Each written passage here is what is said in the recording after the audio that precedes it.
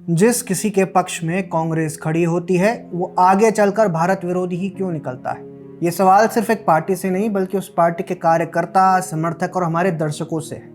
Indian origin Nitasha Kaul अब America में raw के खिलाफ गवाही देगी। ये वही निताशा है जिसे सोनिया गांधी ने स्कूल में अवार्ड दिया, फिर गांधी परिवार के एनजीओ से विदेश जाने का चंदा मिला, और यही निताशा फिर भारत के खिलाफ जहर उगलने का कोई मौका नहीं छोड़ती। और अब फिर से भारत को टारगेट करने वालों ने इस सो कॉल्ड प्रोफेसर को प्रॉप अप किया है। आज का ये वीडियो बहुत ज़रूरी है दोस्तों। आज आपको हम वापस याद दिलाएंगे कि कैसे कुछ आइडियोलॉजी में लोग इतने अंधे हो चुके हैं कि अपने देश हित को नुकसान पहुंचाने या ऐसे करने वालों का समर्थन भी बड़े आराम से करते हैं। आप बस ये वीडियो देखते रहिए। निताशा कौल और कांग्रेस पर आने से पहले हमें गुरपतवंत सिंह पन्नू के मुद्दे पर आना होगा। जी हाँ, वही पन्नू जो खालिस्तानी संगठन सिक्स फॉर जस्टिस का सरगना है। सिक्स फॉर जस्टिस या कहूँ एसएफजे दुनिया भर में खालिस्तानी विचारधारा पर प्रोपेगेंडा फैलाता है और पन्नू तो भारतीयों के खिलाफ हिंसा की खुलेआम धमकी देता रहता है। कई बार पन्नू एयर इंडिया को बम से उड़ाने की धमकी भी दे चुका है। लेकिन पन्नू को अमेरिका में शरण मिली हुई है, इसलिए वह एकदम रिलैक्स होकर भारतीयों के खिलाफ जहर के बीज बोता रहता है। पिछले साल अमेरिकन अथॉरिटीज ने गुरपतवंत सिंह पन्नू की असैसिनेशन प्लान करने के आरोप में एक पूर्व रॉ अधिकारी पर चार्जेस लगाए थे। आरोप था कि विकास यादव नाम के इस पूर्व इंडियन इंटेलिजेंस अफसर ने एक अन्य व्यक्ति निखिल गुप्ता को पन्नू को न्यूट्रलाइज करने के लिए हायर किया। निखिल गुप्ता को पिछले साल प्रैग में गिरफ्तार करके यूएस एक्स्ट्राडाइट कर दिया गया था, जहां वो अभी भी हिरासत में है। आपको बता दूं, भारत सरकार ने ऐसे किसी भी प्लॉट को सैंक्शन करने से साफ मना किया था। अब अमेरिका पे इस पर कार्रवाई चल रही है, इन्वेस्टिगेशन चालू है। लेकिन दोस्तों, जो निखिल गुप्ता ट्रायल में लेटेस्ट डेवलपमेंट आया है वो चौंकाने वाला है। एक्स अकाउंट जर्नलिस्ट वी के मुताबिक अमेरिकी सरकार ने निताशा कौल को इस मामले में एक्सपर्ट विटनेस बनाया है। जो कोर्ट डॉक्यूमेंट उन्होंने शेयर किया है, इसके अनुसार मैं कोट करता हूं, निताशा कौल गवाही देंगी कि विक्टिम यानी गुरपतवंत सिंह पन्नू और हरदीप सिंह निज्जर की सिख अलगाववादी गतिविधियों के लिए भारत सरकार द्वारा सार्वजनिक रूप से निंदा की गई थी। प्रोफेसर कौल ये भी गवाही देंगी कि एक, रॉ भारत सरकार के कैबिनेट सचिवालय का एक हिस्सा है। 2, रॉ का मुख्यालय भारत के नई दिल्ली में केंद्र सरकार कार्यालय परिसर में है। 3, रॉ अक्सर भारत के केंद्रीय रिजर्व पुलिस बल से अधिकारियों की भर्ती करता है। 4, और रॉ का मिशन सिख अलगाववादियों को दबाना है। वाह वाह निताशा जी, आपको इस महान काम करने के लिए अभिनंदन।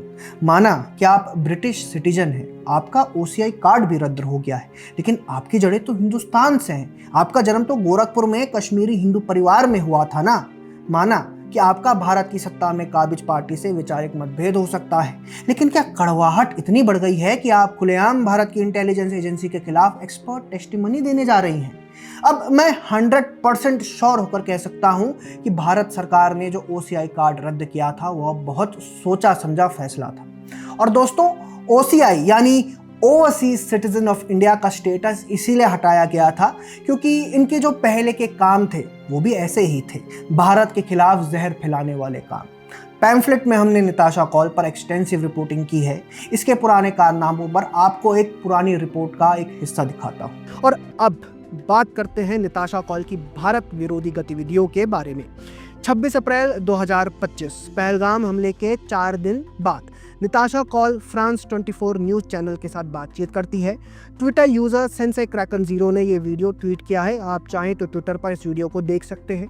और जब आप ये वीडियो देखेंगे तो कुछ सवाल आपके मन में उठेंगे। पूरे वीडियो में निताशा ने ये कहा कि भारत में लोग इसे हिंदू मुस्लिम एंगल दे रहे हैं, कश्मीरी मुस्लिमों को विक्टिम भी बना दिया, ये भी कह दिया कि कश्मीरियों के पास ऑटोनॉमी नहीं है, लेकिन कहीं भी पाकिस्तान पर चू तक नहीं किया। ऐसा क्यों?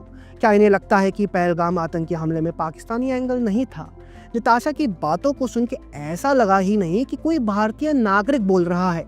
खैर, इन्हें भारतीय नागरिक भी नहीं कह सकते, ये तो ब्रिटिश हैं। अब बात करते हैं उनके विचारों की। अक्टूबर 2019 अमेरिका के हाउस फॉरेन अफेयर्स कमेटी में साउथ एशिया ह्यूमन राइट्स पर एक सुनवाई होती है। इसमें कई भारत विरोधी बयान दिए जाते हैं और निताशा कौल भी उस पैनल में शामिल थी। अपने लिखित बयान में वो कहती हैं, 1987 के चुनावों में धांधली के बाद जब आर्म्ड अपराइजिंग शुरू हुआ तभी कश्मीरी पंडितों का मास माइग्रेशन हुआ। यहाँ 2 शब्दों पर गौर करें, आर्म्ड अपराइजिंग और मास माइग्रेशन। सच ये है कि ये कोई विद्रोह नहीं था जो कश्मीर में हुआ, ये इस्लामिक कट्टरवाद का परिणाम था जिसे पाकिस्तान ने प्रायोजित किया था। और ये माइग्रेशन नहीं हुआ, ये नरसंहार था जिसमें कश्मीरी हिंदुओं को या तो मारे जाने की धमकी मिली, धर्मांतरण का दबाव पड़ा या फिर भागने पर मजबूर किया गया। मित्रों, मस्जिद से ऐलान हुआ था रालिव गालिब या चालिव, हजारों कश्मीरी हिंदुओं को रातों रात अपने सब कुछ छोड़कर भागना पड़ा। पर निताशा को लगता है कि ये एक आर्म्ड अपराइजिंग था। कश्मीरी हिंदुओं को जो भगाया गया वो उनके लिए मास माइग्रेशन था। ये थी निताशा कौल की विचारधारा, उनका माइंडसेट। उनके बैकग्राउंड पर आपको और भी बहुत कुछ कंट्रोवर्शियल मिलेगा। आप चाहें तो हमारी रिपोर्ट्स देख सकते हैं, उनकी लिंक्स आपको डिस्क्रिप्शन में मिलेंगी। तो दोस्तों, जैसा मैंने शुरुआत में कहा था, पूछा था कि जिस किसी के पक्ष में कांग्रेस खड़ी होती है वो आगे चलकर भारत विरोधी ही क्यों निकलता है। जी हाँ दोस्तों, पिछले साल कर्नाटक में कांग्रेस सरकार ने निताशा कौल को एक इवेंट में इनवाइट किया था, लेकिन इमिग्रेशन ने उन्हें भारत में एंट्री नहीं दी थी। इसके बाद सोशल मीडिया पर हंगामा मच गया था। मुझे याद है तब लेफ्ट लिबरल इकोसिस्टम ने काफी हो हल्ला मचाया था कि अब सरकार विरोधियों को भारत में एंट्री नहीं दे रही, फ्री स्पीच की अर्थी निकल रही, वगैरह वगैरह। कांग्रेसी नेताओं ने भी आपत्ति दर्ज की थी। निताशा कौल का बैकग्राउंड चेक जब हमने किया था तो सबसे पहले हमने ही ये जानकारी निकाली थी कि निताशा को राजीव गांधी फाउंडेशन से ट्रैवल ग्रांट मिला था। जी हाँ, वही राजीव गांधी फाउंडेशन जिस पर चाइना, जाकिर नाइक जैसे तमाम पापियों से डोनेशंस लेने के आरोप लगे थे।